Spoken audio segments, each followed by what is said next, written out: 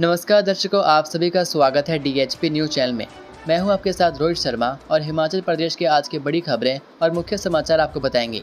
यदि आपने अभी तक DHP न्यूज़ चैनल को सब्सक्राइब नहीं किया है तो कृपया चैनल को सब्सक्राइब करके बेल के आइकन को भी क्लिक कीजिए, जिससे आपको हिमाचल प्रदेश की बड़ी खबरें रोज़ाना मिलती रहें। चलिए जानते हैं आज के मुख्य समाचार। सीएम सुक्खू ने किया बालिका आश्रम कल्पा का दौरा, बालिकाओं को 25-25 हजार देने की घोषणा। मुख्यमंत्री सुखविंदर सिंह सुक्खू ने रविवार को कल्पा स्थित बालिका आश्रम का दौरा किया। उन्होंने छात्राओं से बातचीत की और उनका हालचाल जाना। सीएम ने कहा कि हिमाचल में कांग्रेस की सरकार बनते ही देश का पहला ऐसा कानून बनाया जिसमें आश्रम की बालिकाओं का 27 वर्ष तक सरकार ख्याल रखेगी।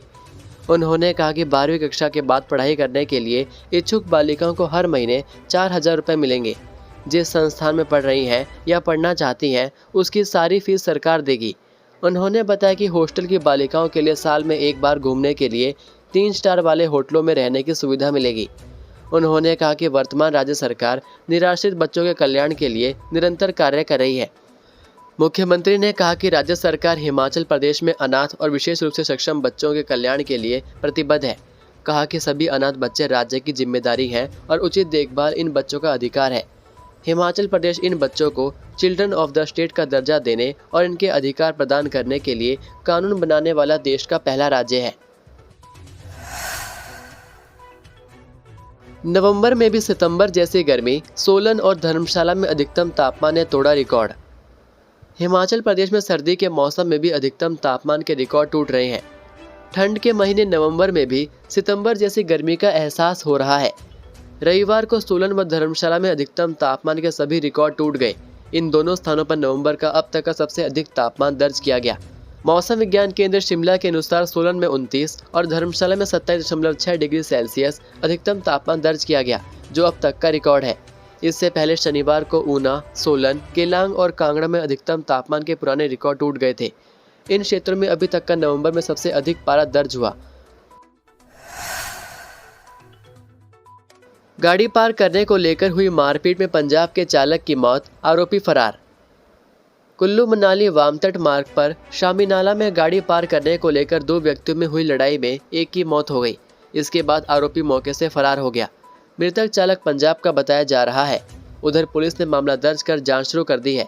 जानकारी के अनुसार मनाली की जगतसुख पंचायत के शामीनाला में सवारियां उतारकर सड़क किनारे गाड़ी पार करने को लेकर 2 व्यक्तियों में कहासुनी हो गई। पुलिस के अनुसार शनिवार रात 9 बजे के बाद पंजाब से पर्यटकों को लेकर आई 2 गाड़ियों के चालकों ने सवारियां उतारकर अपने वाहन सड़क किनारे पार किए थे। दोनों अपनी गाड़ियों में बैठकर शराब पी रहे थे। इतने में एक स्थानीय निवासी गुलशन वहां आया और उनसे बहस करने लगा। मामूली कहासुनी के बाद पंजाब के चालक ने उसे थप्पड़ मारा। गुलशन ने भी उसे लात मारी, जिससे वह लुढ़ककर नीचे मकान के लेंटर पर जा गिरा। इससे उसकी मौत हो गई। वहीं पुलिस ने मामला दर्ज कर लिया है। आगामी जांच जारी है।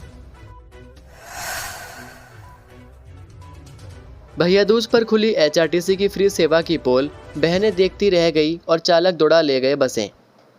भैया दूज पर बहनों के लिए पथ परिवहन निगम की फ्री बस सेवा जंजाल बनकर रह गई।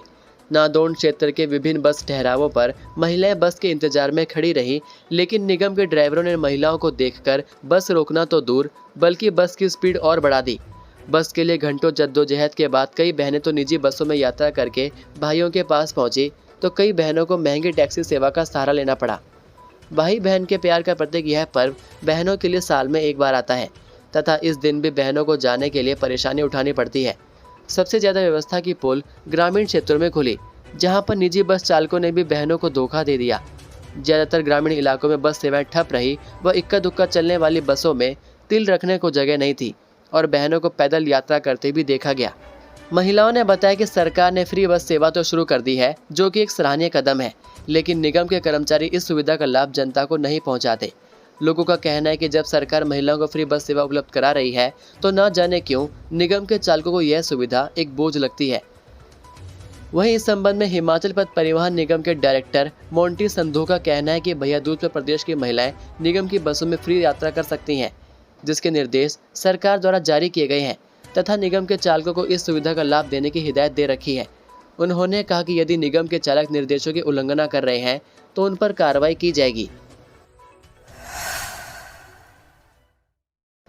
हिमाचल में 15 से क्रिकेट का धूम धड़ाका, टीमों पर होगी पुरस्कारों की बरसात। हिमाचल प्रदेश में 15 नवंबर से क्रिकेट का धूम धड़ाका शुरू हो रहा है। पहला पुरस्कार 21 लाख रुपए होगा। उपविजेता टीम को 11 लाख और तीसरे स्थान पर रहने वाली टीम को 5 लाख रुपए मिलेंगे। प्लेयर ऑफ द टूर्नामेंट को 5 लाख रुपए की राशि दी जाएगी। दावा किया जा रहा है कि यह प्रदेश की सबसे बड़ी क्रिकेट लीग है। क्रिकेट लीग सम्मान एंड सलाम फाउंडेशन की ओर से करवाई जाएगी। फाउंडेशन के पदाधिकारी विवेक कुमार झा ने पंडोह के समीप 7 मील में बैठक के बाद बताया कि हर जिले से 32 टीमें इसमें भाग लेंगी। इनकी एंट्री फीस 21,000 रुपये रखी गई है। पंजीकरण की अंतिम तिथि 8 नवंबर है। इसके लिए फॉर्म भरना होगा। फॉर्म फाउंडेशन के सुंदरनगर स्थित कार्यालय से प्राप्त होगा। इसके लिए आप इस मोबाइल नंबर या ईमेल आईडी पर संपर्क कर सकते हैं। यदि 32 से अधिक टीमों के आवेदन आते हैं तो फिर टीमों की छंटनी की जाएगी। एंट्री फीस बाद में ली जाएगी। हर एक टीम को लीग में 4 से 5 मैच खेलने का मौका दिया जाएगा। सभी मैच जिला स्तर पर चिन्हित किए गए मैदान में होंगे। जिला स्तर से चयनित टीमों के सभी मैच HPCA के धर्मशाला स्थित स्टेडियम में करवाए जाएंगे। मंडी से मनाली के बीच 4 लेन पर फिर 2 जगह देना होगा टोल टैक्स, महंगा होगा सफर। किरतपुर मनाली 4 लेन पर टकोली और डोहलू नाला में फिर टोल टैक्स वसूलने की तैयारी है। इससे सफर अब महंगा होगा। दोनों बैरियर को वर्ष 2023 में प्राकृतिक आपदा के बाद बंद कर दिया था। अब करीब 16 महीने बाद इसे इसी माह के आखिर में शुरू करने की तैयारी है। यह साफ है कि भारतीय राष्ट्रीय राजमार्ग प्राधिकरण यहां पहले के मुकाबले कम टोल टैक्स ही वसूलेगा।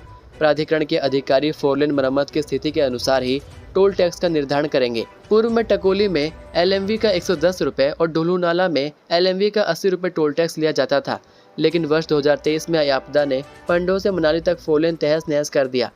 इसके बाद NHAI दोनों बैरियर पर टोल टैक्स वसूलना बंद कर दिया था। अब 50% अग्रिम भुगतान पर बुक हो सकेंगी HRTC की बसें। हिमाचल पथ परिवहन निगम की बसें अब किसी समारोह, कार्यक्रम या रैली के लिए कुल किराए के 50% अग्रिम भुगतान पर ही बुक होगी। परिवहन निगम के प्रस्ताव को निगम के निदेशक मंडल की स्वीकृति के बाद लागू कर दिया गया है। लंबे समय तक बुकिंग का पूरा पैसा न मिलने के चलते परिवहन निगम ने यह फैसला लिया है। बसों की मांग आने पर अब निगम उधार में बसें नहीं भेजेगा। 50% अग्रिम राशि जमा करवाने के बाद ही बसें भेजी जाएंगी। सरकारी स्कूलों के 2400 वोकेशनल शिक्षक हड़ताल पर, जाने वजह। हिमाचल प्रदेश के सरकारी स्कूलों में सोमवार से वोकेशनल शिक्षा ठप हो जाएगी। वेतन एरियर नहीं मिलने पर सभी 2400 व्यावसायिक शिक्षक अनिश्चितकालीन हड़ताल पर जा रहे हैं। वह मांगे पूरी होने तक सामूहिक हड़ताल पर रहेंगे। वोकेशनल शिक्षक संघ के अध्यक्ष अश्वनी डटवालिया और शिमला के अध्यक्ष धीरज शर्मा ने बताया कि कंपनियों के तुगलकी फरमानों से व्यावसायिक शिक्षक परेशान हैं। कंपनियां सरकार के आदेशों को भी दरकिनार कर रही हैं। सरकार ने कंपनियों को आदेश जारी किए थे कि 20 अक्टूबर तक व्यावसायिक शिक्षकों का एरियर जारी कर दिया जाना चाहिए। उसके बावजूद भी अभी 2 कंपनियों ने एरियर जारी नहीं किया है। उन्होंने कहा कि ये कंपनियां मनमाने ढंग से वेतन प्रदान करती हैं। इसकी कोई समय अवधि भी तय नहीं है। इसके विरोध स्वरूप शिक्षकों ने 4 नवंबर से हड़ताल करने का फैसला लिया है। राधे गैंग के 2 तस्कर और दबोचे, कुल 12 आरोपी गिरफ्तार। शिमला पुलिस का चिट्टा गैंग के खिलाफ खूब डंडा चल रहा है। अब पुलिस ने राधे गैंग के 2 तस्करों को धर दबोचने में कामयाबी हासिल की है। राधे गैंग के पुलिस ने अब तक 12 आरोपियों को सलाखों के पीछे पहुंचा दिया है।